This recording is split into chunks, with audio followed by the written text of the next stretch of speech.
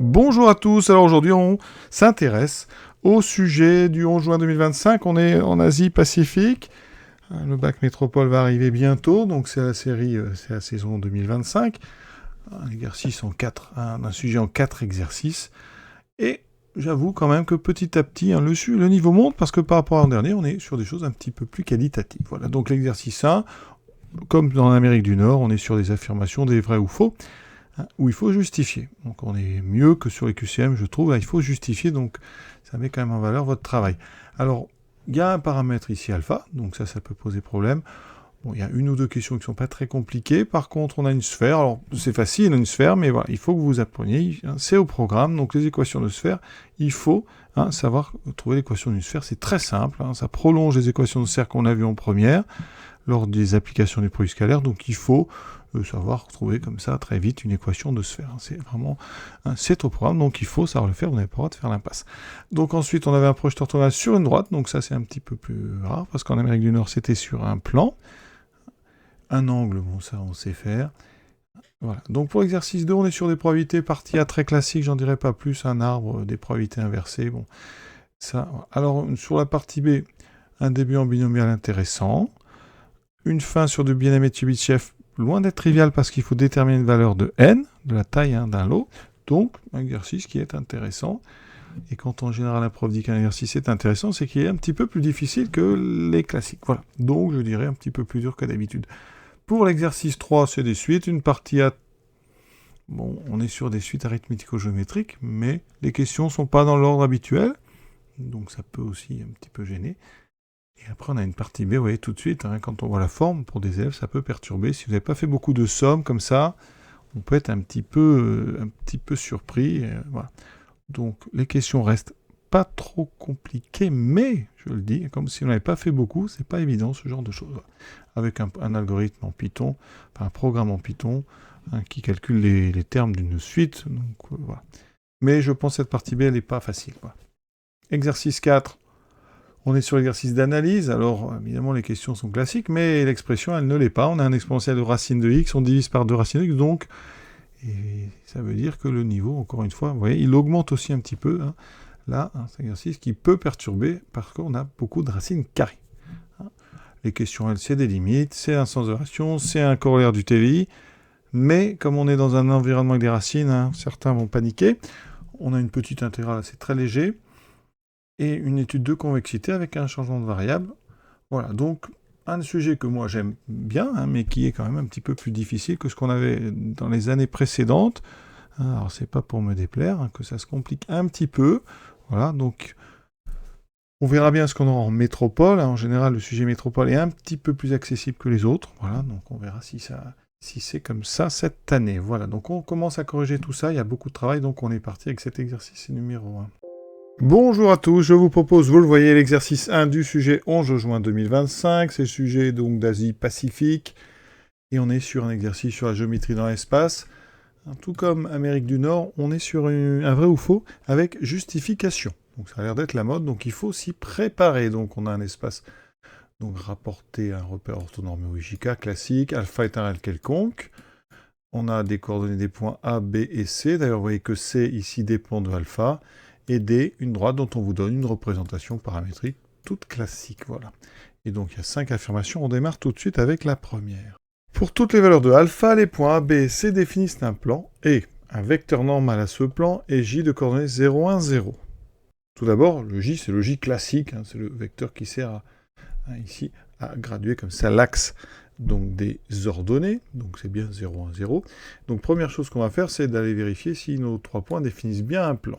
Alors ce qu'il faut d'abord aller voir, c'est les coordonnées des vecteurs AB et AC. Donc il faut aller voir si AB et AC sont...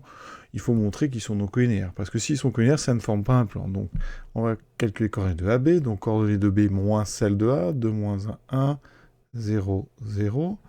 Ensuite, je prends AC, donc alpha moins 1, 3 moins 1, 2, alpha moins 0, donc alpha.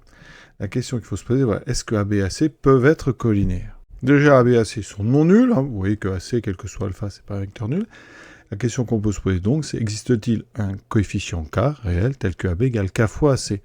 Ça voudrait dire qu'on aurait donc Alors si je regarde, alors la première ligne, 1 serait égal à k fois alpha moins 1, 0 serait égal à 2 fois k, et donc conclusion, ben, ça nous ferait k égale 0, d'accord? Donc ça marcherait à la rigueur, mais si k égale 0, hein, vous voyez que là-haut, ça ferait 1 égale 0, donc c'est impossible, impossible. Donc AB et AC sont toujours non collinaires, donc AB et AC ne sont jamais collinaires, et ça, quel que soit alpha. Donc, quel que soit alpha, donc appartenant à R, A, B et C ne sont jamais collinaires. Donc, puisqu'ils ne sont pas collinaires, A, B et C définissent bien un plan. Maintenant, est-ce que le vecteur J est normal?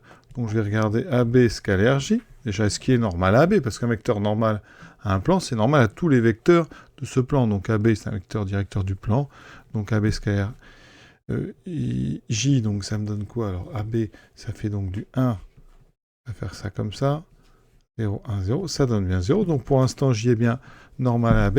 Et on regarde donc AC scalaire J. Donc, ça me fait du alpha moins 1, 2 alpha. Scalaire 0, 1, 0. J'obtiens donc 0. J'obtiens 2. D'accord? Le reste fait 0. C'est différent de 0. Donc, J n'est pas normal, enfin n'est pas orthogonal, pardon, orthogonal à C. Donc, il n'est pas normal à ABC, le plan ABC. Parce que s'il était normal à ABC, il serait orthogonal à tous les vecteurs qui sont dans ce plan. Donc là, vous voyez, c'est faux. Donc l'affirmation, elle est à moitié vraie au début, et la fin est fausse. Donc l'affirmation, elle est fausse. Deuxième affirmation, il existe exactement une valeur de alpha telle que AC et D sont parallèles. Alors, D, on va aller chercher un vecteur directeur. Donc, V, ici, est un vecteur directeur de D. Alors, comment je vais trouver les coordonnées d'un vecteur directeur? Eh bien, j'ai une représentation paramétrique. Donc, je regarde les coefficients du paramètre. C'est classique. C'est donc 1, 2, moins 1. Ce vecteur est directeur de D. D'accord? Maintenant, on regarde. Est-ce que V et AC sont collinaires? Donc, ça veut dire que AC parallèle à D, ça équivaut à AC et V collinaires. Et donc, on va regarder, est-ce que c'est possible d'avoir donc AC, alors je vais recopier les coordonnées, AC alpha moins 1 de alpha, et D 1, 2, moins 1. Donc, comme tout à l'heure, on va résoudre. Alors, ici, on va chercher un nombre K, tel que alpha moins 1 égale K. Alors, c'est pas D ici, pardon, c'est V. Donc, en fait, on cherche, est-ce qu'il existe AC égale K fois V? Donc, alpha moins 1 égale K, 2 égale 2 fois K, et alpha égale moins K. Donc, vous voyez qu'en résolvant ça, ça ferait ici K égale à 1. Donc, alpha égale moins 1. Ici, ça ferait alpha égale 2. Donc, vous voyez qu'on a alpha égale 2, alpha égale moins 1. Donc, c'est impossible. Donc, il n'existe pas K appartenant à R tel que AC égale K fois V. Et les deux toujours sont non nuls. Et donc, forcément, AC et D ne sont toujours non parallèles. Et quand vous utilisez cette méthode ici avec un coefficient K, normalement, il faudrait bien vérifier que le vecteur V est non nul. Ici, c'est le cas, il n'y a pas de problème. V non nul, parce que si V était nul, eh bien, ils seraient tous les deux collinaires, et pourtant AC ne serait pas K fois V, vous voyez, puisque K fois V serait nul, donc on aurait un petit souci. Donc toujours vérifier que l'un est nul, alors vous carrément vérifier que les deux sont non nuls, ça va encore plus vite. Donc cette affirmation, je ne l'ai pas écrite, mais elle est donc, elle aussi, fausse. Sans passer par un réel cas, vous pouvez aussi faire ici des quotients. Alpha moins 1 sur 1 doit être égal à 2 sur 2, doit être égal à alpha sur moins 1. Est-ce que c'est possible? Vous voyez, alors, on peut séparer ça en deux équations. C'est-à-dire, au lieu d'écrire ça, vous écrivez donc ceci, et ensuite 2 sur 2, donc 1, doit être égal à alpha sur moins 1. Ce qui ferait ici alpha égale moins 1, et là on résout, ça fait alpha moins 2 alpha moins 2 égale 2. Ça ferait donc ici 2 alpha égale 4, alpha sera égal à 2. Donc on a impossibilité aussi. Voilà, ça traduit le fait que vous avez un coefficient ici, qui est le nombre k, mais qu'on n'écrit pas, pour aller de ces coordonnées-là à ces coordonnées-là. Affirmation 3, mesure d'un angle, donc c'est du grand classique. On va donc aller à OAB, donc on fait un petit dessin rapide. OAB, vous voyez l'angle en A, donc on va aller regarder le produit scalaire AO, AB. D'accord? Donc, on va prendre les coordonnées de AO, c'est donc l'opposé des coordonnées de A, moins 1, 0. Scalaire AB, qu'on a déjà, 1, 0, 0. Ça fait donc moins 1. D'accord? Ici, il y a deux produits qui font 0. Ensuite, on calcule le produit scalaire AO d'une autre façon, avec les longueurs et le cosinus. Donc, ça fait AO fois AB fois justement le cosinus qui m'intéresse, qui est OAB. Il me faut donc la longueur OA. Là, c'est facile, hein, vous avez les coordonnées dans un repère orthonormal, donc on fait les trois carrés. 1 plus 1 plus 1 plus 0, ça fait racine de 2. AB, bah, ça fait 1 au carré plus 0, donc ça fait racine de 1, ça fait 1. Et donc, il n'y a plus qu'à faire, vous voyez. Ça veut dire que AO fois AB fois le cosinus qui m'intéresse est égal à moins 1. Donc, le cosinus OAB, c'est moins 1 sur le produit AOAB des longueurs. Donc, ça fait moins 1 sur racine de 2. Vous reconnaissez, ça fait moins racine de 2 sur 2. Et ça, comme cosinus, on est sur du 3pi sur 4. Donc OAB, alors 3pi sur 4 en radian. Et donc, comme pi sur 4, c'est 45, ça fait 135 degrés. Donc c'est parfait. Donc cette affirmation-là, elle est vraie. Donc on a pour l'instant 2 faux, une vraie. Et je vous rappelle la formule que vous pouvez même apprendre. Hein. Quand on veut un angle, par exemple, BAC, eh bien, il faut faire le produit scalaire, donc ABAC, le calculer, avec des coordonnées. Ensuite, faire AB fois AC fois le cosinus justement de l'angle BAC. Donc vous formez comme ça avec vos deux vecteurs, en fait, comme ceci, et votre angle est là. Et après, vous faites une division. Le cosinus de BAC, ça sera le produit scalaire que vous avez calculé avec des coordonnées en général, divisé par le produit des longueurs que vous calculez avec les coordonnées. Voilà, donc vous voyez que c'est très simple. Et ensuite, on inverse avec l'arc cosinus ou le cosinus moins 1 si ça ne tombe pas juste. Affirmation 4. Le projeteur orthogonal du point A sur la droite D et le point H de coordonnées H1, 2, 2. Donc là, c'est un projeteur orthogonal sur une droite. Dans le sujet Amérique du Nord, on avait un projeteur orthogonal sur un plan. Ici, c'est sur une droite. Donc, petite figure rapide, qui est un petit peu plus dur à faire, cette figure. Parce qu'on peut l'être sur une droite. Donc, c'est plus dur à visualiser. Donc, vous devez projeter. Pour projeter un point A sur une droite, eh bien, il faut réussir à trouver le plan ici, qui est orthogonal à la droite. D'accord? Il faut le plan orthogonal à la droite, donc la droite D, passant par le point A. Et une première chose, il faut, comme on vous donne H, on va déjà aller vérifier. Donc, question, est-ce que H appartient à D? C'est une première chose. Donc ici, alors là, cette fois-ci, ils ont mis des parenthèses sur D, alors que dans la question 2, ils n'en avaient pas mis. Donc bon, il faudrait choisir, mais ici, je crois que dans le texte, il y avait des parenthèses, donc on va les laisser. Au départ, D est défini avec des parenthèses. Voilà. Donc, pour vérifier ça, on va aller donc ici H pour coordonner 1, 2, 2. Je remplace donc dans l'équation, dans la représentation paramétrique, donc ça me fait 2 égale 1 plus T. Pardon, c'est pas 2, c'est les coordonnées de H, c'est 1, 2, 2. Donc ici, on met un 1. 2 égale 2T, 2 égale moins T. Est-ce qu'on peut trouver déjà un paramètre, une valeur de T? Ça donne T égale moins 2, et ici T égale 1. Et ici T égale 0. Donc là, il y a un gros problème. En fait, si je ne me suis pas trompé, le point H n'appartient pas à la droite D. Donc H ne peut pas être le projeteur orthogonal de A. Donc H ne peut être le projeté orthogonal de A sur D. Et donc la question s'arrête déjà là. C'est faux. Réponse, cette affirmation, elle est fausse, parce que déjà, le point H n'est pas sur la droite. Alors, je me propose que ça pourrait tomber quand même. Et voilà. Comment trouver justement le projeteur orthogonal sur une droite? Donc, on a le point A, on a ses coordonnées 1, 1, 0. D'accord? Donc, l'idée, c'est d'abord de trouver un plan orthogonal à D, D'accord, imaginez un plan, il faut qu'il soit orthogonal à D, et passer, il faut qu'il passe par le point A.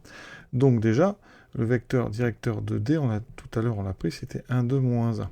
Donc on considère P, le plan donc, normal à D, passant par A. Déjà, ce plan P, il a pour vecteur normal V. D'accord? Donc ça veut dire que ce plan P, on peut y trouver une équation en x plus 2y moins z plus d égale 0. Oui, j'utilise le vecteur normal V. Il est directeur de D, mais normal à P. Je remplace ensuite par les coordonnées de A. Comme ça, je vais trouver D, puisque A appartient à ce plan P. Donc ça me fait 1 plus 2 moins 0 plus D égale 0. Et ça donne D égale moins 3. Donc le plan P, qui est orthogonal à D passant par A, pour équation x plus 2y moins z moins 3 égale 0. Ensuite, on va chercher l'intersection de ce plan avec D. Donc là, je ne vais pas rédiger, mais ce qu'on fait, c'est qu'on injecte, en fait, ici, les informations qu'on a de la représentation paramétrique dans l'équation cartésienne, parce qu'on résout un système avec les 3 équations et cette équation, donc à 4 équations. Donc je remplace x par 1 plus t, y par 2t, et z par moins t. Moins 3 égale 0. Je trouve t. Donc c'est t, 4, 5, donc on a 6t. Ici j'ai donc 1, moins 3, ça fait moins 2, si t égale 2. Donc t égale 1 tiers. Donc ça me donne les coordonnées, vous voyez. Le projeteur orthogonal pour coordonnées x égale donc 1 plus t, 1 plus 1 tiers, 4 tiers, y égale 2t, donc ça me fera 2 tiers, et z égale moins t, c'est-à-dire moins 1 tiers. Et ça, c'est votre projeteur orthogonal, voilà, coordonnées 4 tiers, 2 tiers, moins 1 tiers. Oui, donc on trouve l'équation d'un plan normal à droite passant par A, et on fait intersection avec la droite. Affirmation 5, la sphère de centre O et de rayon 1 rencontre à droite D en 2 points distincts. Voilà. Donc, vrai ou faux? Alors, les équations de sphère, c'est au programme, hein, c'est le prolongement un petit peu des équations de cercle en 2 dimensions.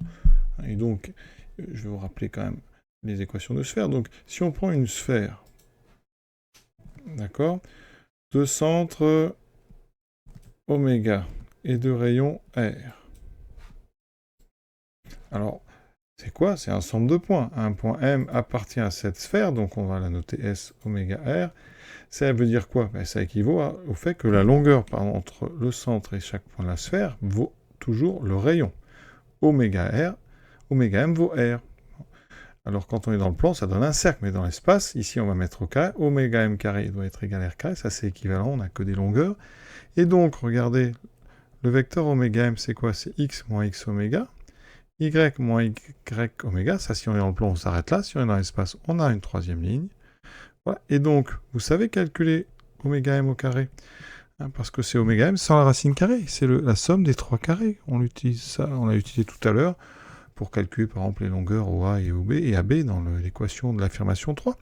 Hein, dans la question de l'affirmation 3, donc on a ceci plus ceci. Voilà. Donc ça veut dire que une équation de sphère, ben, c'est ça. C'est x moins x oméga au carré plus y moins y oméga au carré. Si vous êtes dans le plan et que vous arrêtez là, c'est une équation de cercle. Si vous êtes dans l'espace, vous avez une troisième composante et vous avez ceci. Ça, c'est l'équation de sphère de centre oméga de rayon R. Si on applique ça avec oméga égale l'origine de coordonnées 0, 0, 0, donc ici, hein, la sphère de centre O de rayon 1, eh bien, elle aura une équation cartésienne sous la forme x2 plus y2 plus z2 égale R. R vaut 1, donc R carré, ça vaut 1. Donc ça, c'est l'équation de la sphère, donc de centre O et de rayon 1. Et on veut savoir si elle rencontre D. Donc, eh bien, normalement, on doit résoudre ou trouver plutôt le nombre de solutions.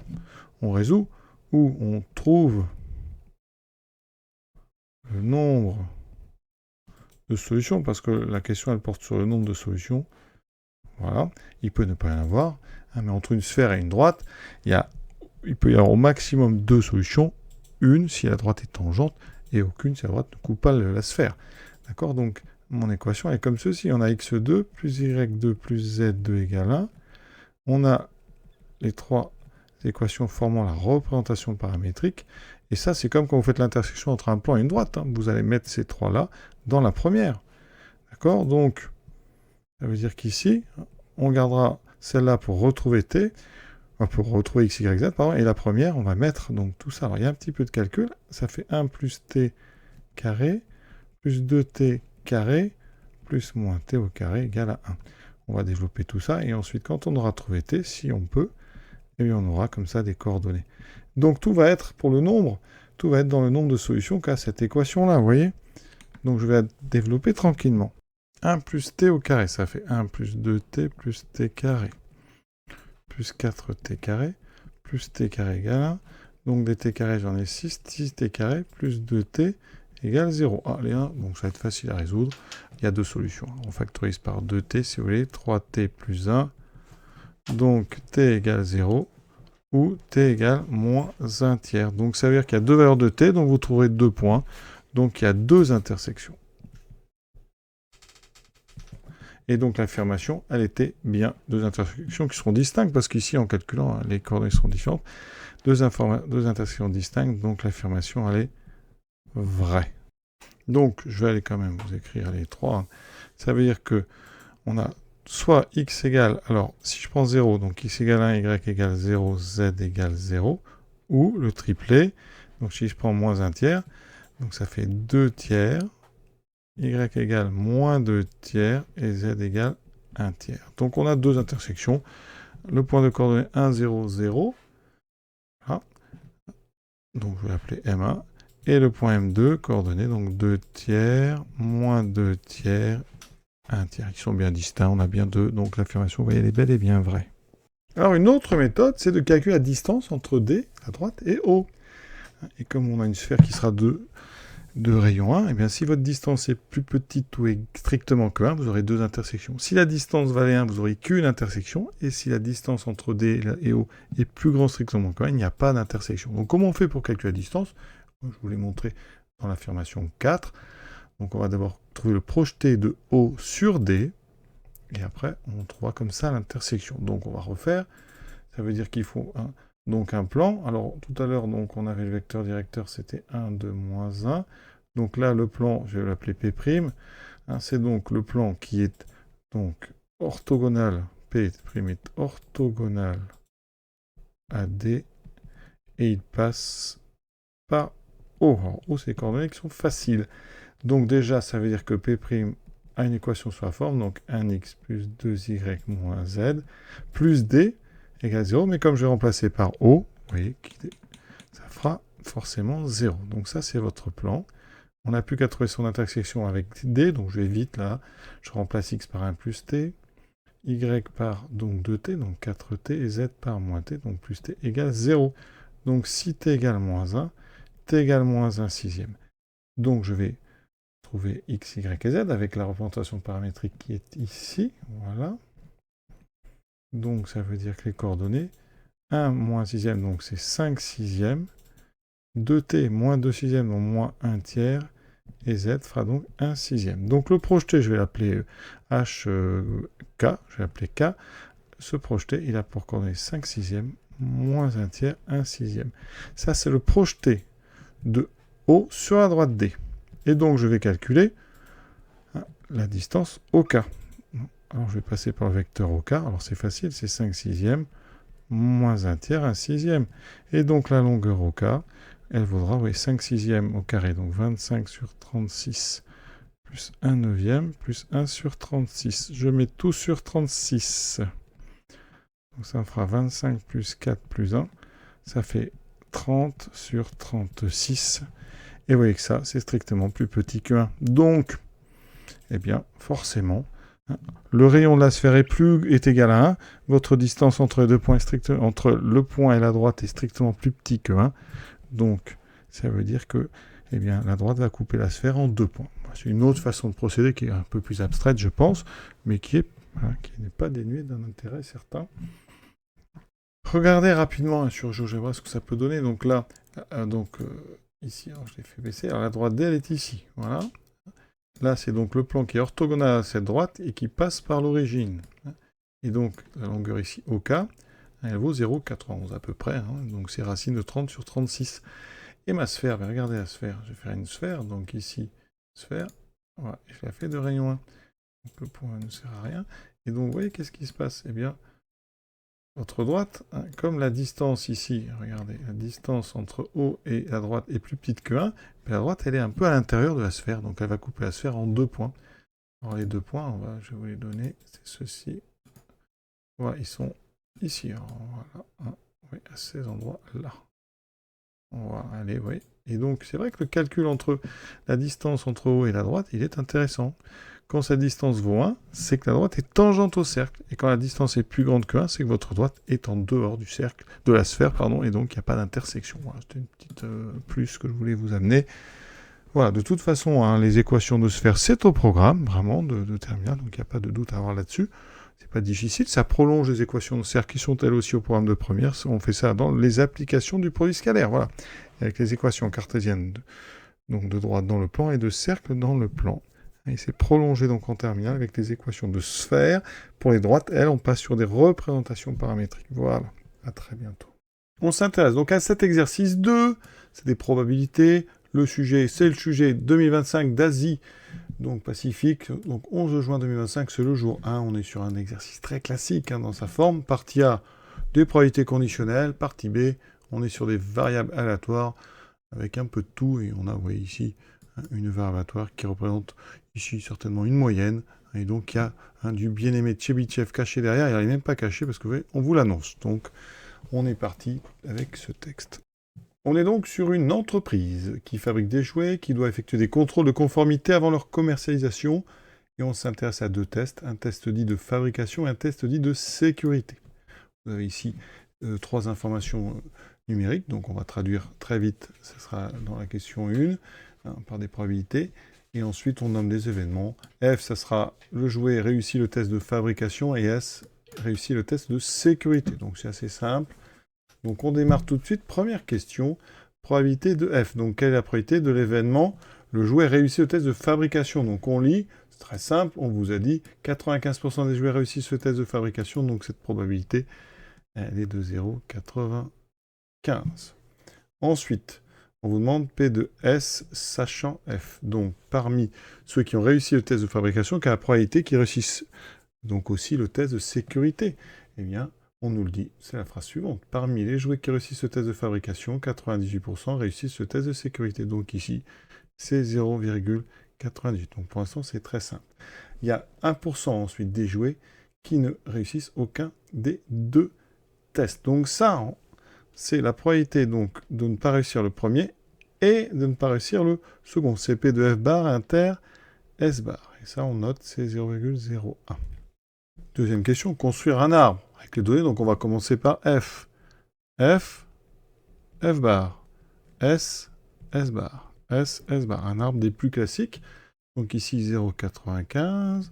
Ici par complémentarité par rapport à 1,05. Ici on a donc ce chemin. Hein, c'est P de S sachant F, donc 0,98. Ici on a donc par complémentarité 0,02. Et là on a 2 branches qu'on ne peut pas encore remplir. D'accord? Donc on continue. On nous demande maintenant, question B, de calculer la probabilité de S bar sachant F bar. Alors ça, si je lis le cours, probabilité conditionnelle, c'est P de l'intersection, donc F bar inter S bar, divisé par la condition P de F bar. Alors P de F bar inter S bar, je vous l'ai dit, c'est là-haut, c'est 0,01, c'est dans le texte. Et F bar, on a P de F, c'est 0,95, donc P de F bar, c'est 0,05. Je vais peut-être l'indiquer, P de F bar, c'est 1 moins P de F, donc 1 moins 0,95, 0,05. Donc ça fait 0,01 sur 0,05, ça me donne 1 cinquième. Et 1 cinquième, ça vaut 0,2. Donc c'est parfait, vous voyez, on est très bien, on continue. On va quand même compléter l'arbre, P de S bar sachant F bar, c'est ici. 0,2, donc ici on a dit 0,8. Donc calcule la probabilité que le jouet choisi réussissent les 2 tests. Alors on a tout l'arbre ici, donc il nous faut P de F inter S. Donc ici c'est P de F fois P de S sachant F, donc c'est le chemin du haut, vous voyez, on multiplie, ce qui fait 0,95 fois 0,98. Et ça donne 0,931. Quatrième question, montrer que la probabilité que le jouet réussisse le test de sécurité vaut 0,97 arrondi au centième. Donc ça, c'est P de S qu'on cherche. Et P de S, eh bien S est découpé en deux, donc ça va être la loi des probabilités totales ou la formule. Donc S, ça sera F intéresse plus P de F bar intéresse. Et là, vous écrivez formule des probabilités totales. Alors, il y a des petites conditions. Il faut préciser que F et F bar forment une partition. Autrement, un système complet d'événements. Ça veut dire que l'intersection est vide et l'union fait l'univers. Voilà. C'est le principe entre un ensemble et son contraire. Donc ici, P de F bar intéresse dans l'arbre, c'est le chemin du haut. Donc ça sera P de F fois P de S sachant F, donc 0,95 soit 0,98, plus P de F bar, 0,05, donc ça c'est P de F bar, fois P de S sachant F bar, donc ici 0,8. Donc la première multiplication fait 0,931. La deuxième, vous voyez, ça c'est plus facile à calculer, ça va faire du 0,04. On ajoute, ça fait 0,900. Donc ici c'est 0,40 exactement. Donc ça fait donc 0,971. Et si on arrondit au centième, donc on va garder 0,97. On est sur la cinquième question. Lorsque le joueur a réussi le test, quelle est la probabilité qu'il réussisse le test de fabrication? Oui, il a réussi la sécurité, quelle est la probabilité qu'il réussisse le test de fabrication? C'est une conditionnelle inversée, rien de plus classique. On veut donc P de F sachant S. Donc c'est P de F intéresse, l'intersection dans l'ordre que vous voulez, sur la condition P de S. Alors P de F intéresse, on vient de le calculer, c'est donc 0,95 fois 0,98. Donc on va diviser par à peu près donc 0,97. Donc en haut, je vous l'ai dit, ça faisait 0,931 sur 0,97. Donc ça sera dû à peu près de toute façon. Et donc au centième, vous voyez, ça fait 0,959,7, donc c'est à peu près 0,96. Voilà, la partie A est déjà terminée, très classique. La partie B, donc on prélève au hasard dans la production d'entreprise un lot de n jouets.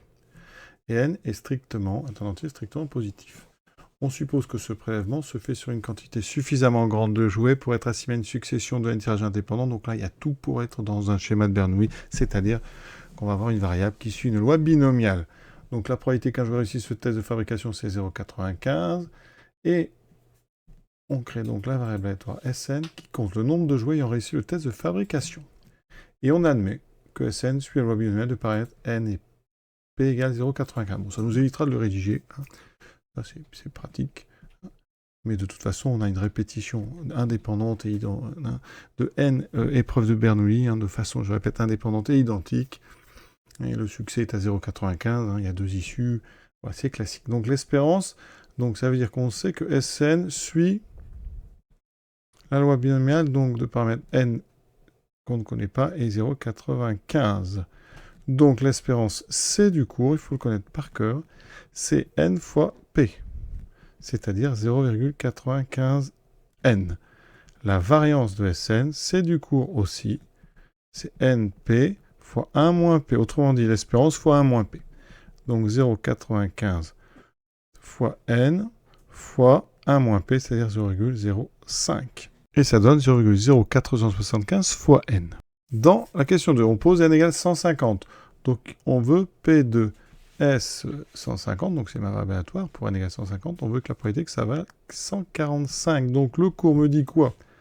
La formule, c'est donc 145 parmi 150, fois le succès à la puissance 145, donc c'est 0,95, fois l'échec, 0,05 à puissance, donc 150 moins 145, donc puissance 5. Voilà.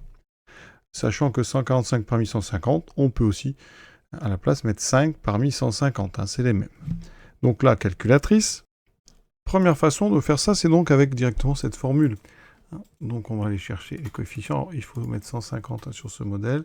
On va chercher ensuite en probabilité des combinaisons. Donc ici, on est 150 et on veut 145 parmi 150, multiplié par 0,95 puissance 145,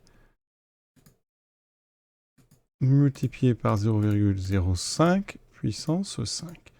Et ça me donne ceci, 1088. Évidemment, il y a une autre méthode, passer par les modes ici, tout le binomial directement, donc en statistique, ici sur une case, on va dans proba, binomial, on a juste un petit calcul, donc là, on veut x égale 145, on a 150 essais, et avec une probabilité du succès 0,95. Voilà, je valide 2 fois, et j'obtiens évidemment le même nombre.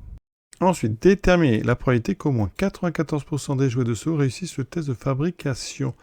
Alors, il faut d'abord calculer 94% de 150. Donc, je calcule 150 fois 0,94.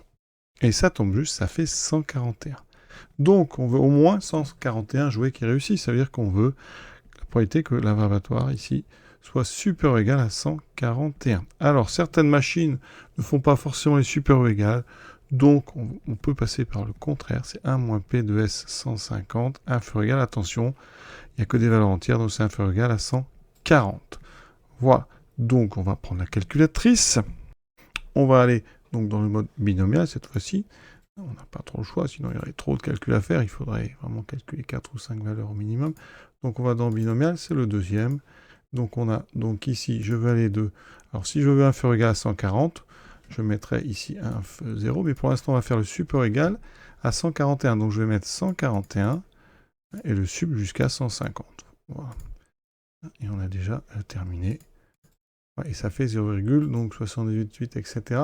On me le demande à 10-3, donc c'est 0,781. Donc je note, c'est donc à peu près ici, 0,781. Pour ceux qui veulent du inférieur, donc vous allez mettre ici de 0 jusqu'à donc 140. Voilà, ça me donne 0,219. Donc ici, ça fait à peu près 1 moins 0,219. Et la soustraction me donne à peu près 0,780. Voilà. Et toutes les machines font ce genre de choses, ne vous inquiétez pas. Alors, donc dans cette question, l'entier naturel non nul n n'est plus fixé. On considère donc Fn, c'est Sn sur n. Donc la variable aléatoire Fn représente la proportion des jouets. Donc effectivement, on divise par n. Donc c'est bien une fréquence, une proportion qui réussit ce test de fabrication dans un lot de n jouets. Et donc on va calculer l'espérance et la variance. Alors, ici, l'espérance de Fn, c'est donc l'espérance de Sn sur n. Et là, on va utiliser donc des propriétés de l'espérance, c'est la linéarité. Donc linéarité, on peut sortir comme ça le coefficient 1 sur n, ça fait 1 sur n, espérance de Sn. Et espérance de Sn, on l'avait calculé, c'était 0,95 fois n. Donc ça veut dire qu'ici, il me reste 0,95. Ensuite, on passe à la variance de Fn. C'est donc la variance de Sn sur n. Et là, c'est une propriété de la variance. Quand on sort les coefficients, ça sort ici, donc avec une valeur absolue, ici, enfin avec un carré. Voilà. Donc ici, ça me fait du V de Sn. Et V de Sn, on a déjà calculé. C'est donc 1 sur n carré fois 0,0475 fois n. Donc 0,0475 divisé par n. Et la dernière question est notre bien-aimé Chebyshev. Donc on s'intéresse à un événement I, qui est la proportion de jouets qui réussissent le test de fabrication dans un lot de n jouets strictement compris entre 93 et 97%. Ça, c'est un événement. Et on va s'intéresser à sa probabilité. Et on cherche une valeur de n pour laquelle la probabilité de l'événement est supérieure ou égale à 0,96. Alors, vous voyez, on a une probabilité supérieure ou égale, donc on pense tout de suite à bien-aimé Chebyshev. Bien-aimé, qu'est-ce qu'il nous dit? Il nous dit que eh bien, si je l'applique à Fn pour un nombre pour l'instant de delta strictement positif, certains ont un petit a, la probabilité que la valeur absolue de Fn moins espérance de Fn supérieure ou égale à delta, cette probabilité est inférieure ou égale à variance. Alors ici, c'est variance de Fn sur delta carré. Donc si j'applique avec les nombres, les données du texte, et si je l'applique donc avec Fn, j'ai calculé, espérance de Fn c'était 0,95, variance de Fn c'était 0,0475. Donc ça me donne ceci. Donc ça, c'est l'application de notre inégalité de bien-aimé Chebyshev. Mais je n'ai pas encore le delta. Donc maintenant, je regarde bien le texte et c'est lui qui va me donner delta. Notre événement I, c'est la proportion de jouets qui réussissent le test de fabrication dans un lot de n jouets strictement comprise entre 93 et 97. Ça veut dire que si je considère l'événement I, qu'est-ce que ça veut dire? Ça veut dire quoi? Signifie, ou est équivalent, signifie que Fn donc, est entre strictement 0,93 et 0,97. Donc si j'enlève 0,95, ça veut dire que Fn moins 0,95 doit être soustraction 0,2 à 0,02 et moins 0,02. Et si je passe à valeur absolue, eh bien regardez, ça fait valeur absolue de Fn moins 0,95 strictement plus petit que 0,2. Et donc c'est le contraire de ce que me donne bien-aimé Tchebychev. Et donc vous voyez qu'ici, le delta, eh bien ça va être 0,02. Donc on va appliquer bien-aimé pour delta égale 0,02. Et donc là, vous voyez, ça me donne quoi? Ça veut dire que je viens avec bien-aimé Tchebychev de dire que la probabilité que ça soit supérieur ou égal à 0,02, elle est plus petite que, donc ici, je vais delta carré, ça va faire, alors c'est des petits nombres, ça fait 0,0004 n carré. Plutôt 0,004 n, c'est le delta qui était au carré. Voilà, alors on va peut-être simplifier ce calcul-là, mais on n'est pas loin, parce que maintenant on va pouvoir passer au contraire. Donc ici, la probabilité que mon événement I se réalise, eh bien, c'est le contraire de celle-là. Donc on va passer au contraire, ça veut dire que 1 moins P2 Fn moins 0,95, donc ici inférieur strictement à 0,02, le contraire de supérieur ou égal, c'est strictement, et donc ça, c'est toujours inférieur à notre 0,475 sur 0,1234 n. Donc ici, vous voyez, cette probabilité, c'est justement la probabilité de notre événement I. À la calculatrice, vous pouvez vérifier que 0,0475 sur 0,0004, c'est exactement donc 118,75. Et donc, ça veut dire que 1 moins P de I est inférieur ou égal à donc 118,75 sur N. Et donc, P de I va être supérieur ou égal à 1 moins 118,75 sur N. Et maintenant, on veut que cette probabilité soit supérieure ou égale à 0,96. Et donc, ça veut dire que 1 moins 118,75 sur N doit être supérieur ou égal à 0,96. Encore une équation à résoudre. Donc ici, qu'est-ce qu'on va faire? Donc je vous propose d'abord d'enlever un des deux côtés. Moins 118,75 sur N est donc plus grand ou égal à... Donc j'enlève 1 moins 0,04. Je divise par moins 1. Donc ça veut dire qu'ici, les moins vont s'enlever. Mais le sens va changer. Donc j'obtiens ceci. N est strictement positif, donc je peux faire un produit en croix. 118,75 est donc inférieur ou égal à 0,04 n. Et donc, n est supérieur ou égal à 118,75 divisé par 0,04. Calculatrice. Ça me donne donc 2968,75. Donc, n va être supérieur ou égal à 2968, on va mettre 7. D'accord, même 75, donc n est supérieur ou égal à 2969, puisque c'est un entier. Et donc, la réponse, eh bien, n'importe quel nombre entier plus grand que 2969 va convenir. Donc, vous pouvez donner 2969. Donc, réponse 2969. Et on a terminé cet exercice. Alors, vous voyez ces questions ici sur bien-aimé Tchebychev. Alors, on applique, mais c'est toujours pas évident. Enfin, c'est jamais plutôt évident, en fait, de rédiger ça correctement d'abord et de bien prendre le problème dans le bon sens. En plus, ça, on vous demande une valeur de n, donc c'est un petit peu plus, on va dire, délicat que ce qu'on peut trouver parfois des simples applications. Donc, c'est une question que je peux considérer comme pas évidente, en tout cas. Donc, intéressante à travailler. Voilà, à bientôt.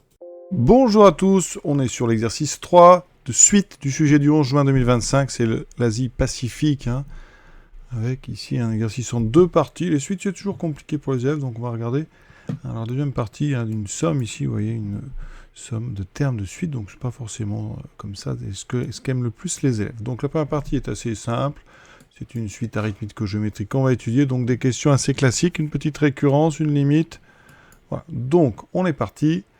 On garde en mémoire que les suites, c'est quand même toujours un petit peu plus difficile que le reste. Voilà. Donc Q1 est égal à 2, on a une relation de récurrence, donc d'abord la suite commence à 1, vous voyez. Donc en utilisant ce modèle, on va d'abord nous demander, alors c'est un médecin qui cherche à savoir à partir de combien de prises de médicaments la quantité présente dans l'organisme est supérieure strictement à 9 ml. Et UN, ça modélise justement la quantité du médicament exprimée en minutes présente dans l'organisme après N prises de médicaments. Donc on est vraiment dans du classique partie A. On démarre ça tout de suite. Donc là, c'est très simple. Une question, c'est vraiment, je trouve, un petit peu facile, mais bon, c'est pour relancer un petit peu les candidats. Donc U2, on applique la relation pour N égale 1.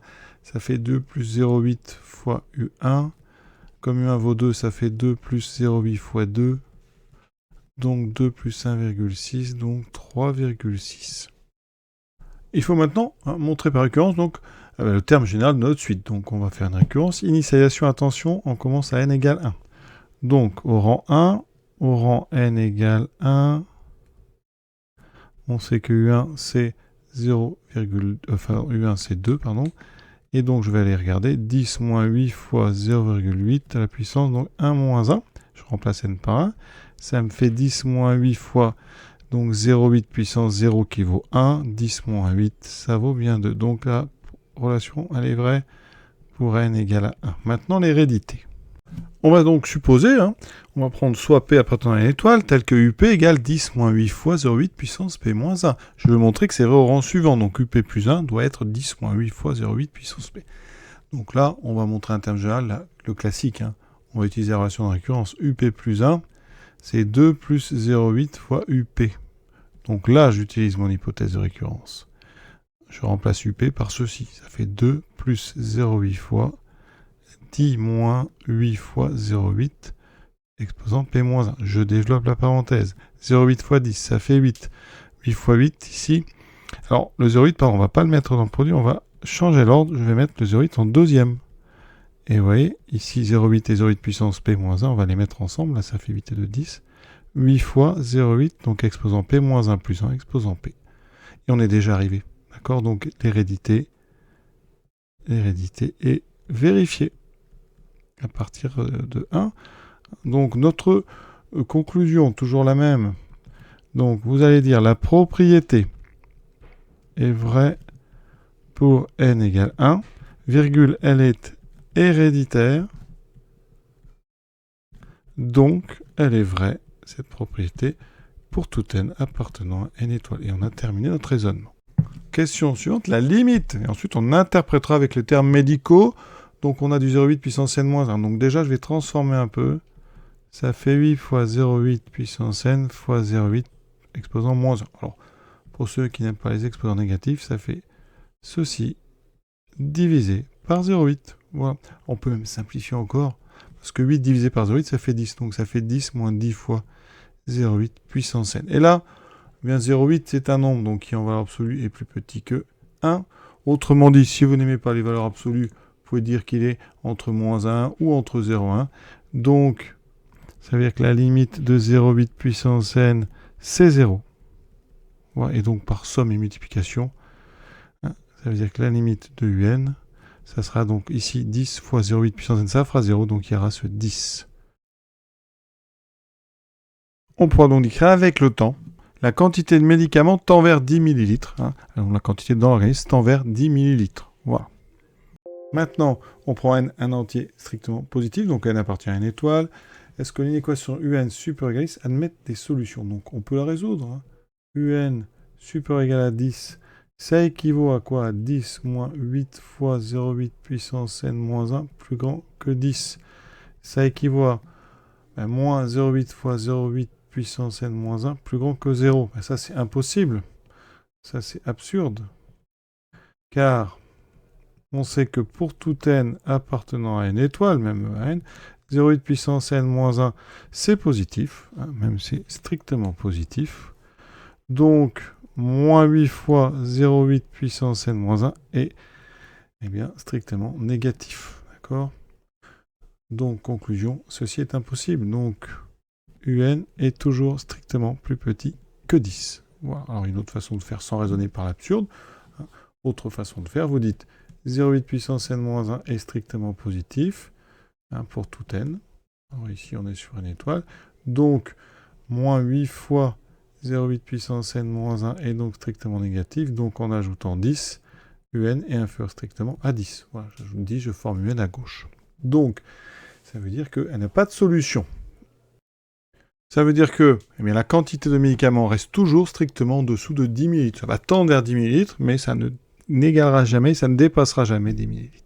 Pour la question 5, on cherche ici, à partir de combien de prises de médicaments la quantité est strictement supérieure à 9 ml. La quantité c'est un, donc on va résoudre un strictement plus grand que 9. Donc une petite inéquation Ça veut dire 10 moins 8 fois 0,8 exposant n moins 1 plus grand que 9. Donc j'enlève 10 des deux côtés. Ce qui me fait plus grand que moins 1. Je multiplie par moins 1. Donc ça change le sens du symbole ici. Je divise par 8. Ça ne pose pas de problème. Par contre ici, je vais devoir passer. Maintenant, je passe au logarithme. Donc ln est strictement croissant sur 0 plus l'infini. Hein. Donc ici, on est bien sur 0 plus l'infini. J'en déduis que le logarithme de 0,8 puissance n-1 est donc plus petit que le logarithme de 1 sur 8. Je passe ici. Donc là, on sait que les exposants peuvent sortir. Hein. Donc, n-1 fois ln de 0,8. Hein, n-1, c'est un entier. Hein. D'accord, il est supérieur ou égal à 0. Et donc ça, c'est plus petit que... Alors, ln de 1 sur 8, c'est moins ln de 8. Je rappelle, pour tout x positif, ln de 1 sur x, c'est moins ln de x. Voilà. Et maintenant, là, on va diviser par ln de 0,8. Mais 0,8, attention, 0,8, il est entre 0 et 1. Donc, le ln, le logarithme de 0,8 est négatif. Donc, quand je divise, attention, il y a un nouveau changement. Ça fait 1 plus grand que moins ln de 8 sur ln de 0,8. Et donc, après, n sera plus grand que moins ln de 8 sur ln de 0,8 plus 1. Calculatrice. J'ai calculé que ça donnait 10,32 à peu près. Donc, comme n est un entier, ça équivaut à n, donc supérieur ou égal à 11. On conclura en disant que c'est à partir de la 11e prise que la quantité est strictement supérieure à 9 ml. Et on a fini cette première partie. On attaque la partie B, donc c'est toujours la même modélisation. Donc le UN, on va le conserver, hein, on a son terme général, à partir de n égale à 1. Et on définit une suite, hein, la somme donc U1 plus U2 jusqu'à UN divisé par n. C'est donc la moyenne des n premiers termes de la suite. On admet que la suite Sn est croissante. Et donc, première question, calculer S2. Ça, c'est pour voir si vous avez bien compris comment fonctionne. Donc, cette suite Sn, donc S2, c'est U1 plus U2, donc sur 2. Ça donne, on a déjà calculé un U2, ça fait 2 plus 3,6 sur 2, 5,6 sur 2, ce qui me donne 2,8. Ensuite, montrer donc que U1 plus U2 jusqu'à UN est égal à une certaine expression, donc en fonction de n. Alors, je vais utiliser, bien sûr, donc l'expression UN en fonction de n. Alors, on va éviter les symboles sigma, même si moi je préfère le faire avec les élèves avec le symbole sigma. Ici, alors, on va parler à l'ensemble des élèves, il y en a qui font très peu de symboles. Donc, ça donne quoi? On va écrire U1, mais U1 avec sa forme. Donc c'est 10 moins 8 fois 0,8 puissance, donc 0. D'accord? Je rappelle que j'utilise la formule ici. Plus U2. Donc au début, si on met des petites parenthèses, U2, 10 moins 8 fois 0,8 puissance 1. Etc., etc., jusqu'au dernier UN, qui sera 10 moins 8 fois 0,8 puissance n-1. Et on va donc séparer en deux. On va mettre les 10 ensemble, et les autres termes ensemble. Donc les 10, il y en a combien? Ça, c'est important. Quand on a une somme, vous avez n termes. Ça veut dire qu'ici, les 10, vous en avez n ensemble. Donc si je les mets ensemble, j'obtiens 10 fois n. D'accord? Ensuite, j'ai tous les autres termes. Alors, je vais les écrire tout d'abord. Moins 8 fois 0,8 puissance 0. Moins 8 fois 0,8 puissance 1. Moins 8 fois 0,8 puissance 2, etc. Jusqu'à moins 8 fois 0,8 exposant n-1. Donc, ça fait 10n. On va factoriser ici tout par 8. Sachant que 0,8 puissance 0, ça fait 1. Donc, vous aurez 1 plus 0,8 puissance 1 plus 0,8. Je vais en écrire d'autres, puissance 2, etc. Jusqu'à 0,8 puissance n-1. Et là, on a une formule dans le cours, chapitre des suites géométriques. Hein. Si on prend Q différent de 1, eh bien 1 plus Q jusqu'à Q puissance n, il y a une formule, c'est 1 moins Q puissance n plus 1 sur 1 moins Q.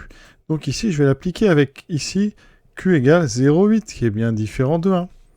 Donc ma somme, ça fera 10n moins 8 fois 1 moins 0,8 puissance, donc je dois rajouter 1, c'est en fait le nombre de termes, la puissance, donc ça fait n, divisé par 1 moins 0,8. Ça fait 10n moins, ici 1 moins 0,8, ça fait 0,2, donc j'ai 8 divisé par 0,2. Alors 8 divisé par 0,2, ça fait 40. Parce que 8 divisé par 2, ça fait 4, et comme on a 0,2, ça fera 40. Donc là, j'ai moins 40 donc fois 1 moins 0,8 à la puissance n. Ensuite, j'enlève la parenthèse, 10n moins 40, moins fois moins plus, 40 fois 0,8 puissance n, c'est exactement ce qu'on me proposait de montrer, donc c'est parfait. Vous voyez, c'est pas une question si simple que ça, bon, on fait beaucoup ça normalement en première, hein, quand on travaille les sommes et suites géométriques, alors peut-être tout le monde ne le fait pas en première, mais c'est des choses qu'on fait assez souvent, mais après, au bac, c'est pas fréquent d'avoir ça, donc il faut, vous voyez, s'entraîner à ce genre de choses. Troisième question maintenant, la limite de Sn. Alors, Sn, c'est ce qu'on vient de calculer, c'est U1 plus U2 jusqu'à Un, mais divisé par n, donc je vais réécrire ce que je vais te montrer. Ça fait 10n moins 40 plus 40 fois 0,8 puissance n sur n. Il me faut la limite. Alors, ce que je vous propose, c'est de séparer déjà ça en 3 quotients. Donc, ça fait 10n sur n. Je simplifierai après. Moins 40 sur n. Plus 40 fois 0,8 puissance n sur n. Donc là, ça fait 10. Moins 40 sur n. Plus 40 fois 0,8 puissance n sur n. On vous demande maintenant la limite. Alors, il y a 3 termes. Limite de 10, je le dis, mais ça fait 10, c'est une constante. Limite de 40 sur n, de façon évidente, n tend vers plus l'infini, ça fera 0. Et là, on a un petit truc. Donc, je rappelle, on l'a déjà dit tout à l'heure, 0,8, donc il est entre 0 et 1, donc ça, à la limite, c'est 0. Si vous avez peur, on le rappelle une deuxième fois, voilà. Donc, ensuite, on va diviser par n. N va vers plus l'infini, donc par un quotient, 0 sur plus l'infini, ça fait 0. Donc la limite de 0,8 puissance n sur n, c'est 0 aussi.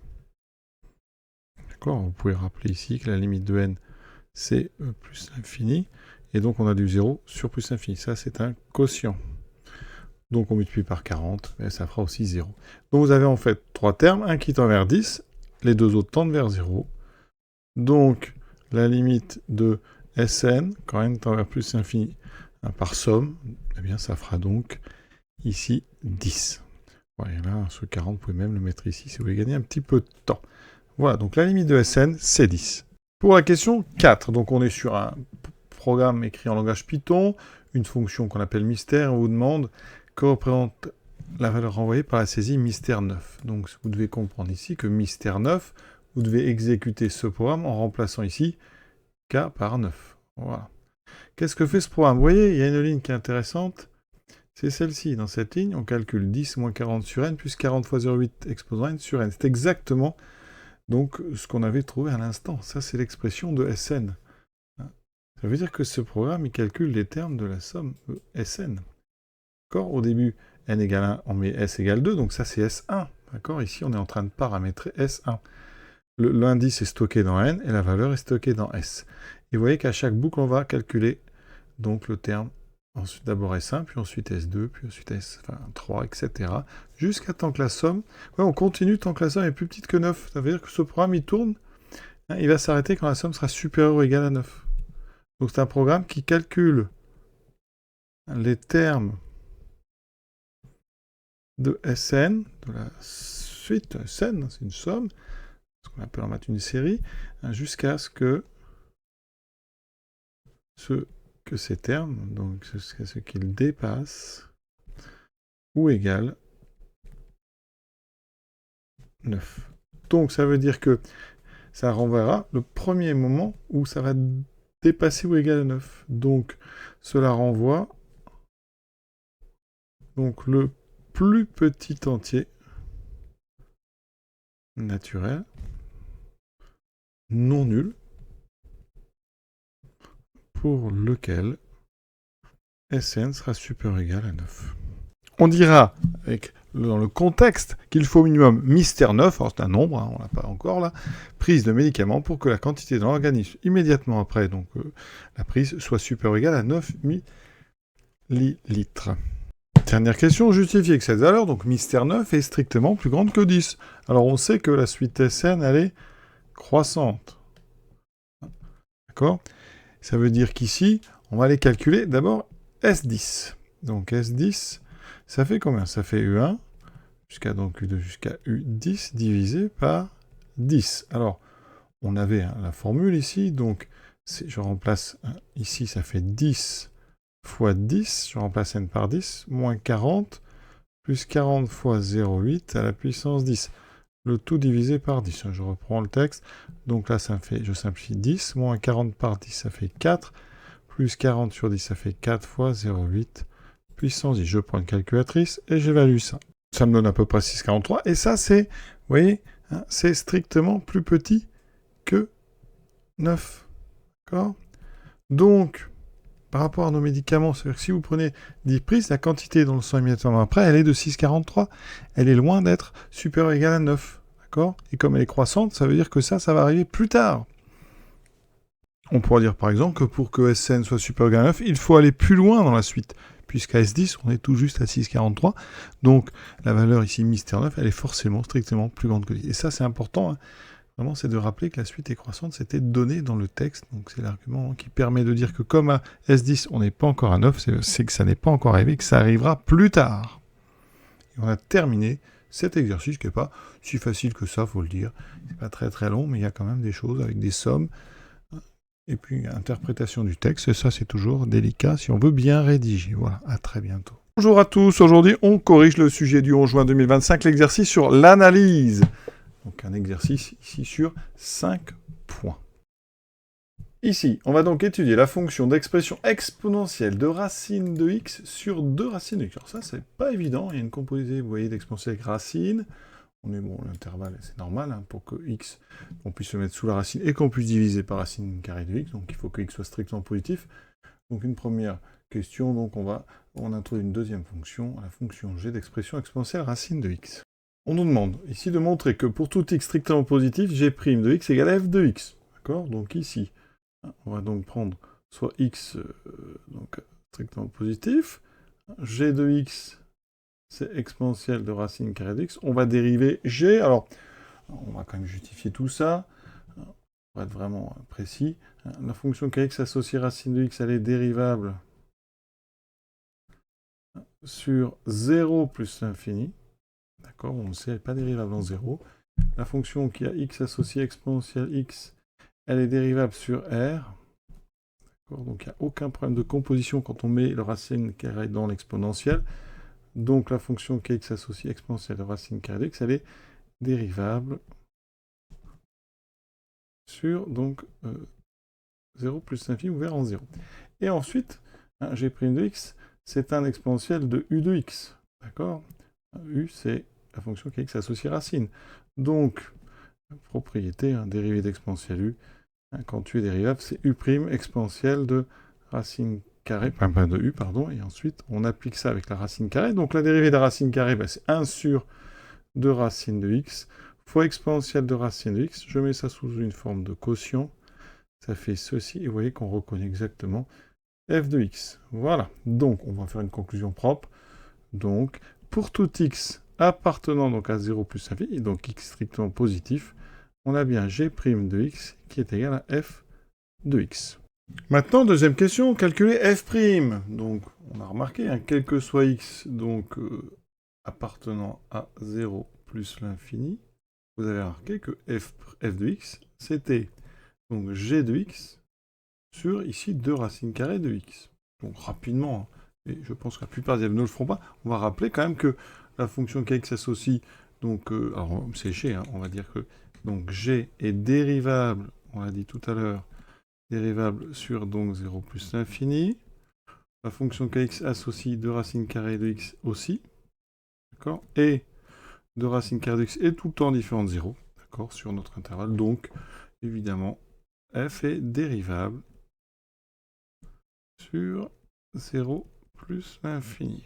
Pour dériver, donc on utilise, et on va le rappeler, la dérivée d'un quotient. Donc u sur v, la dérivée, tout le monde la connaît, u'v moins uv' sur v carré. Donc je vais avoir besoin de dériver g et de dériver ce qu'il y a dessous. D'accord ? Donc g' de x, on l'a déjà dit, on l'a fait précédemment, c'est f de x. C'est-à-dire exponentielle de racine de x sur 2 racines de x. Et ensuite, on va appeler notre fonction v de x. V de x, on va dire que c'est 2 racines de x. Et v', c'est 2 fois la dérivée de racine carrée, 2 fois 1 sur 2 racines de x, c'est-à-dire 1 sur racine de x. Voilà. Et maintenant, j'applique la dérivée d'un quotient. Donc f' de x, ça sera donc, un beau quotient. Dessous, on aura le carré donc, de 2 racines de x. En haut, on aura donc la dérivée de g, qui est f, donc exponentielle de racine de x sur 2 racines de x, multiplié par ce qu'il y a dessous, 2 racines de x. Vous allez avoir une petite simplification ici, moins, donc la dérivée de v, 1 sur racine de x fois u, donc fois ce qu'il y avait en haut, donc exponentielle de racine de x. Ensuite, vous voyez, j'ai simplifié par 2 racines de x. Il me reste, on va aller doucement, exponentielle de racine de x moins exponentielle de racine de x sur racine de x sur ce carré. Donc au carré, c'est un produit, donc les deux vont être au carré. 2 fois 2, 4. Racine de x au carré, ça fait x. On avance petit à petit, donc j'aurai une division par 4x. Ici, je mets même dénominateur.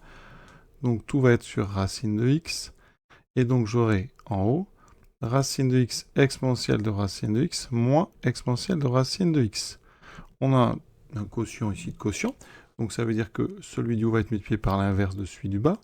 Donc par 1 sur 4x. Le racine de x, je vais retrouver en bas. Et en haut, je vais factoriser, vous voyez, par exponentielle de racine de x. On peut. Ça me fera quoi? Racine de x moins 1. On s'approche, vous voyez. Donc exponentielle de racine de x fois racine de x moins 1 sur 4x racine de x. C'est exactement ce qu'on voulait. Vraiment une question pas facile pour une fois. Deuxième question, petit a, limite de f en 0. Alors, petit a, donc ici, il faut regarder déjà l'exponentielle de racine de x. Donc, la limite quand x tend vers 0 de racine carrée de x, c'est 0. Évidemment, on est pour des valeurs qui sont positives. Donc, on va composer avec l'exponentielle. J'ai donc besoin de l'exponentielle quand le x tend vers 0. Et ça, on sait que c'est exponentielle 0, ça fait 1. Donc, ça veut dire que, par composition,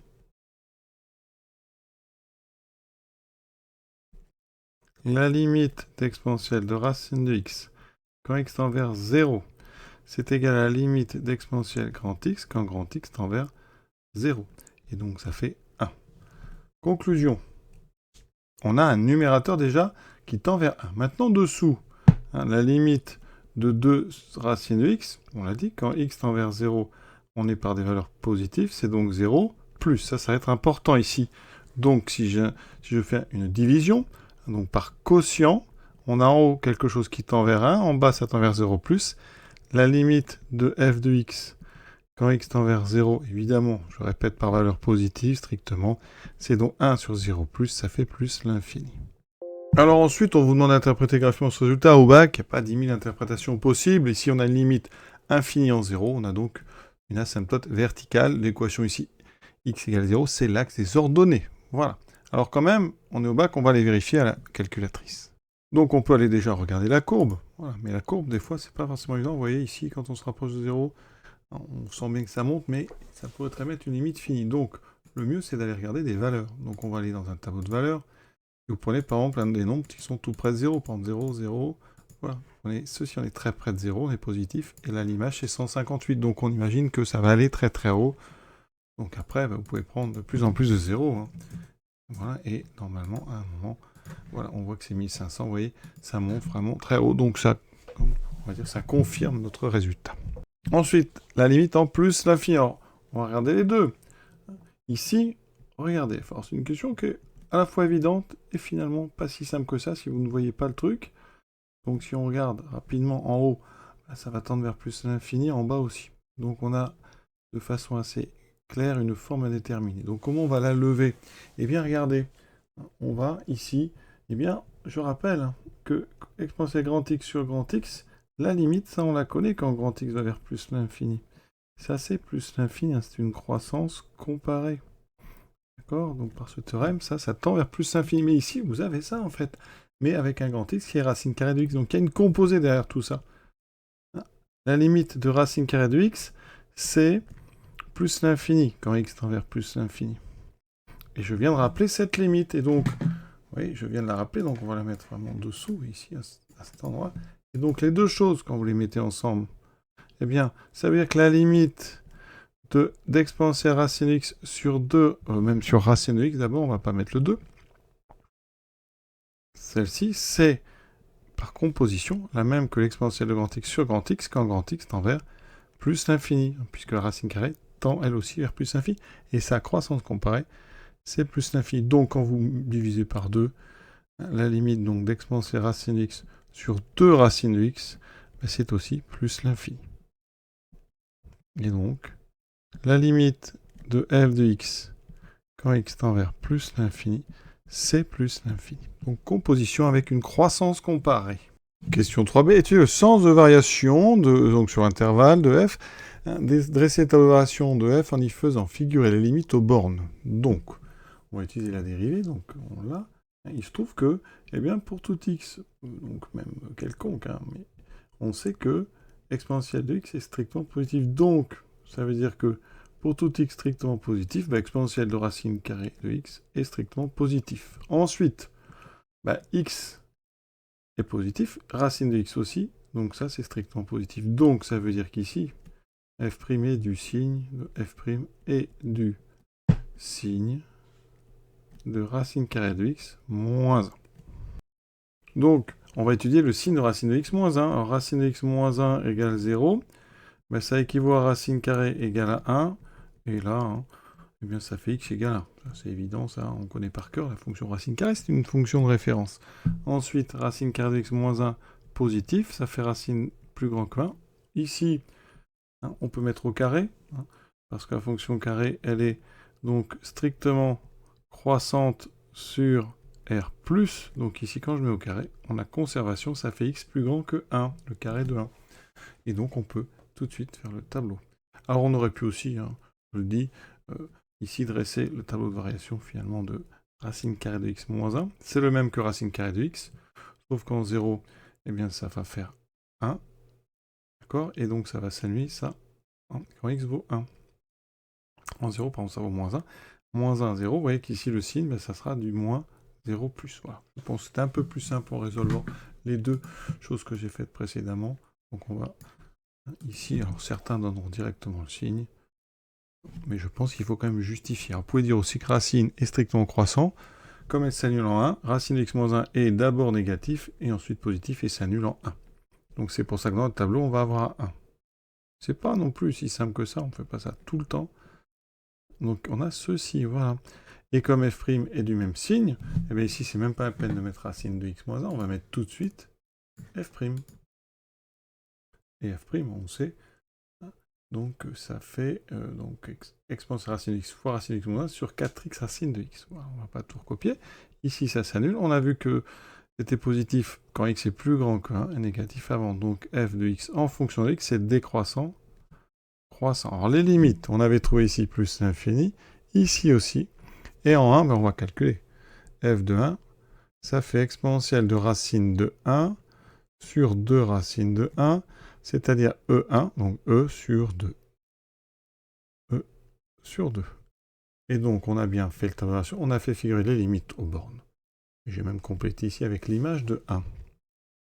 Alors, on a donc une fonction qui est d'abord strictement décroissante, puis strictement croissante.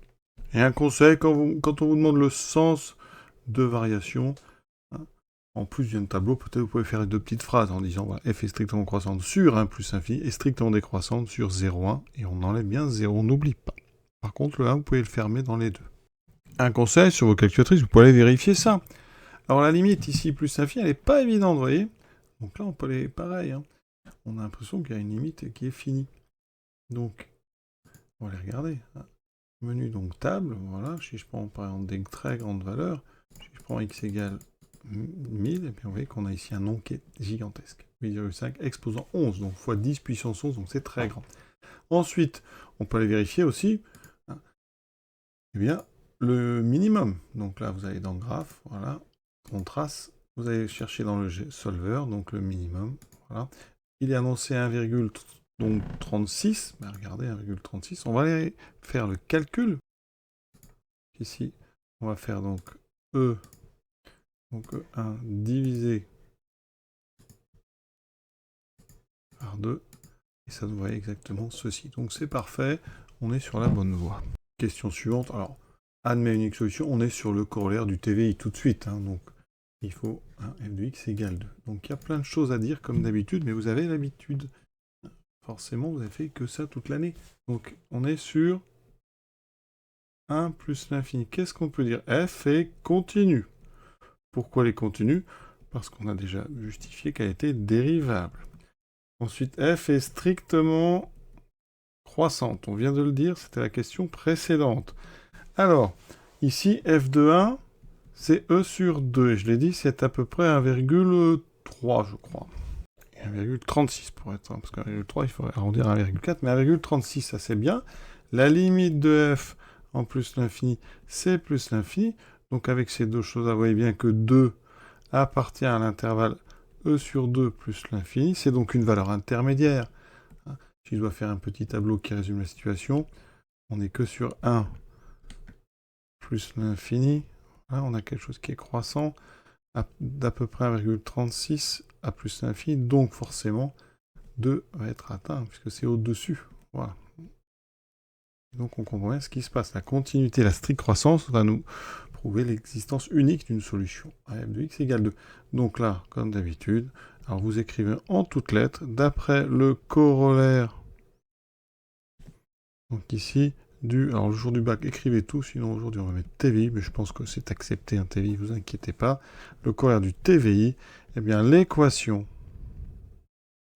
f de x égale 2 admet une unique solution sur l'intervalle sur lequel on travaille ici, sur 1 plus l'infini. Et on donnait une valeur approchée, c'est la calculatrice qui va faire le travail. Vous allez donc sur votre calculatrice, on va aller regarder le graphe, bon, je trace la courbe.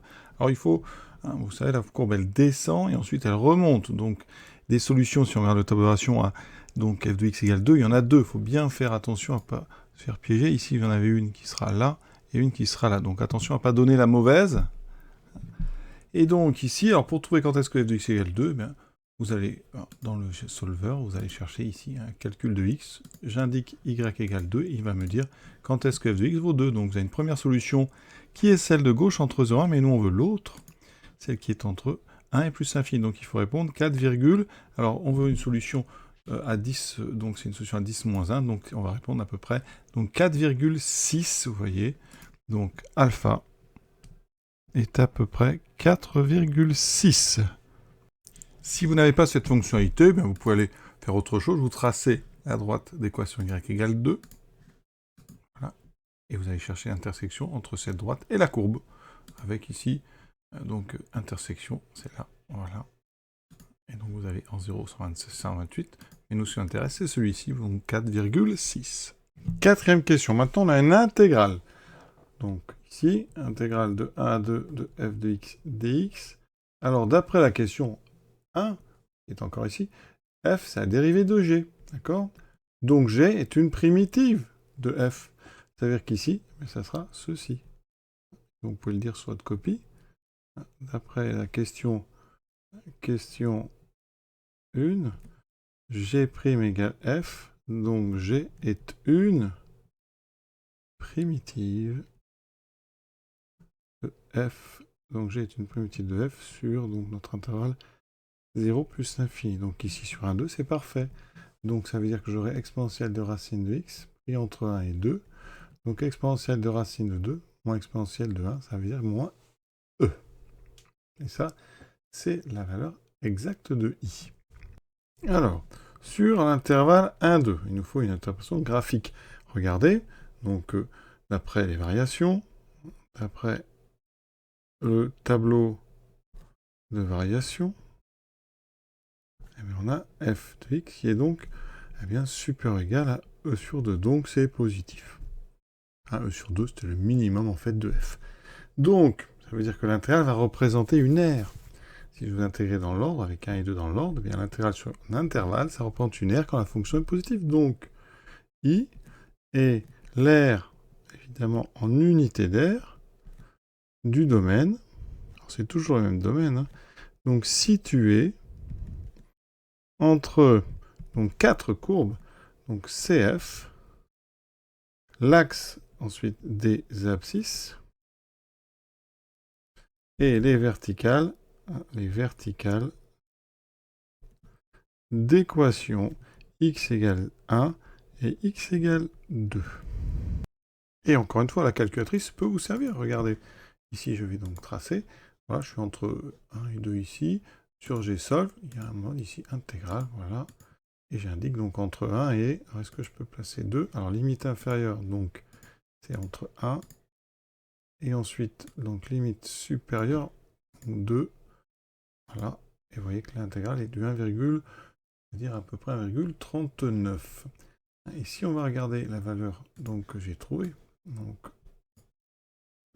ici, on va aller calculer ça. Donc, E de racine de 2. Donc, c'est E de racine de 2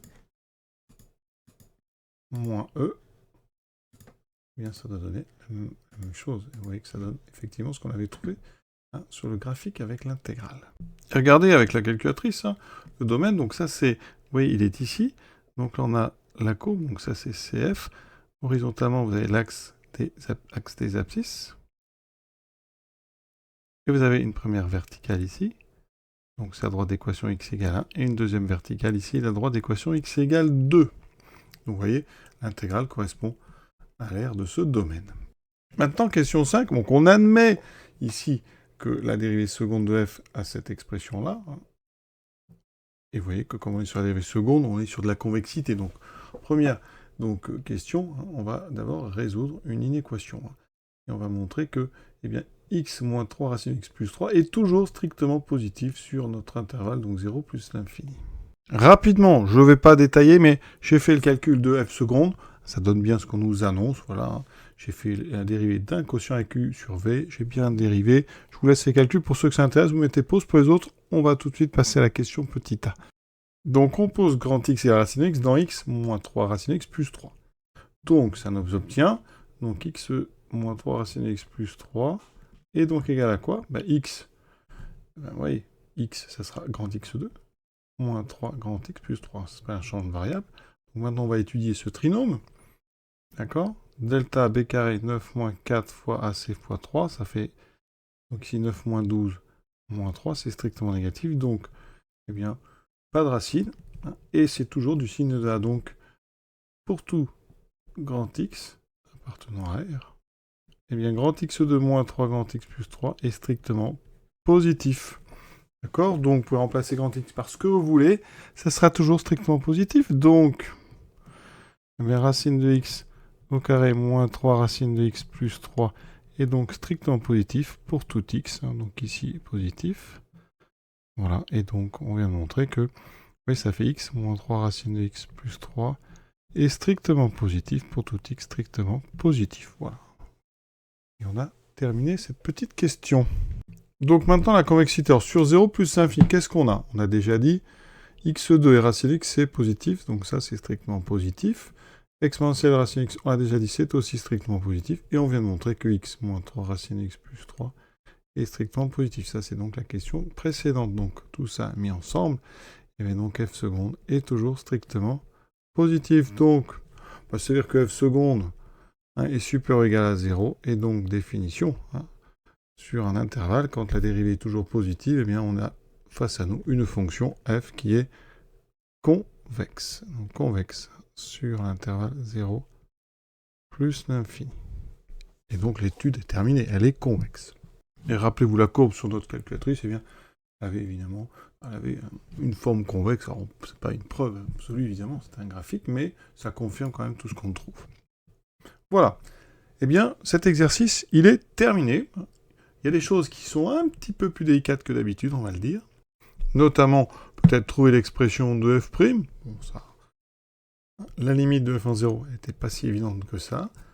Pour le signe, il y avait le signe de racine de x moins 1, donc ça aussi, c'est pas... On va pas dire que c'était grande difficulté, mais c'en est quand même des légères. Bon, pour le corrélat de TV, il n'y a pas de souci. L'intégrale ne pose pas de problème. Par contre, il faut bien penser...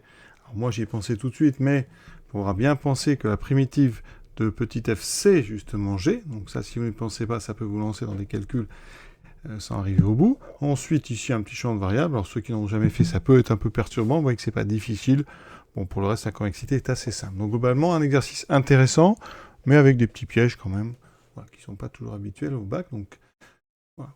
Donc c'est bien pour s'entraîner, évidemment. Donc à bientôt.